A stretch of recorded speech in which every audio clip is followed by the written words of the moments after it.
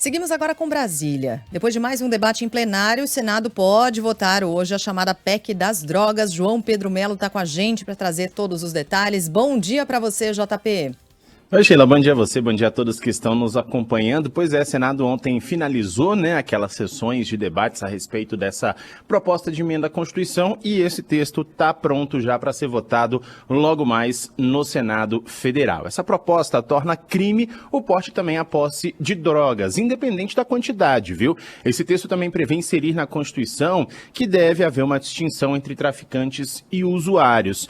Nesse caso, penas alternativas à prisão para quem consome a substância ilícita. Na prática, essa proposta, ela repete o conteúdo que já está na Lei de Drogas, está em vigor desde 2006, só que ela passou a ser analisada agora pelo Supremo Tribunal Federal e isso, obviamente, gerou reações dentro do Legislativo. O presidente do Congresso Nacional, senador Rodrigo Pacheco, destacou ter proposto esse texto em relação ou em reação a essa possível descriminalização do porte da maconha, que é o que está em análise no Supremo Tribunal Federal. Essa discussão na corte está interrompida após um pedido de vista do ministro Dias Toffoli, ou seja, ele pediu mais tempo para analisar esse caso, só que já tem 5 votos favoráveis para descriminalizar o porte de maconha.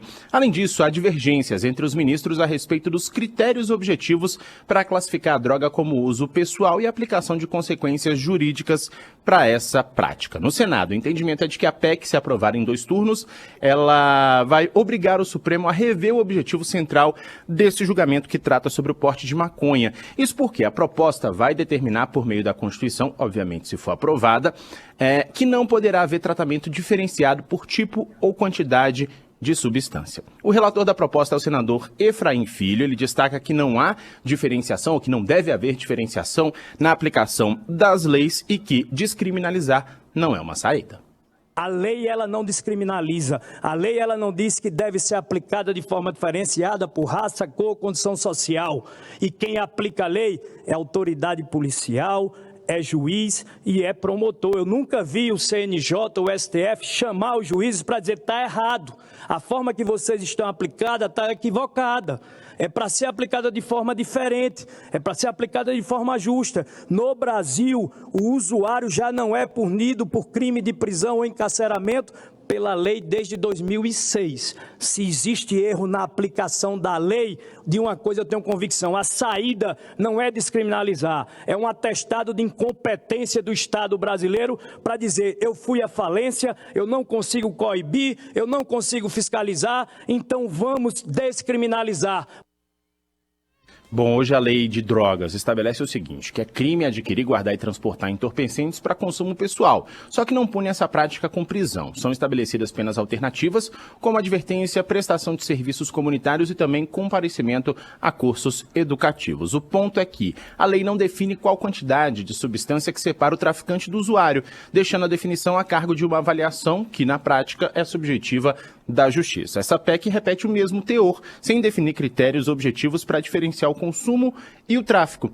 E o presidente Rodrigo Pacheco, presidente do Congresso Nacional, já disse que o sentimento é de não haver, de fato, uma definição por quantidade. Portanto, essa proposta ela deve entrar na pauta hoje do Senado Federal e a tendência é de que até o fim do dia a gente tenha uma decisão a respeito desse assunto. O Efraim Filho pode interpretar daquela maneira, que essa medida seria um ato de desistência do Estado. Pode ser uma interpretação possível. Os Estados Unidos desistiram também da lei seca na época de Al Capone? Sim, desistiram, porque perceberam que custava muito mais você proibir e isso causava muito mais danos sociais do que a simples regulamentação da bebida alcoólica. A discussão que está na mesa agora é muito parecida. A gente, de fato, não consegue coibir o uso de drogas. O ser humano sempre procurará entorpecentes aqui no Brasil ou em qualquer lugar. E não adianta você lutar contra isso porque ele vai conseguir. Ele vai conseguir por meio do mercado paralelo chamado tráfico de drogas, que produz grandes estruturas de crime organizado como o Comando Vermelho e o PCC. Os Estados Unidos desistiram.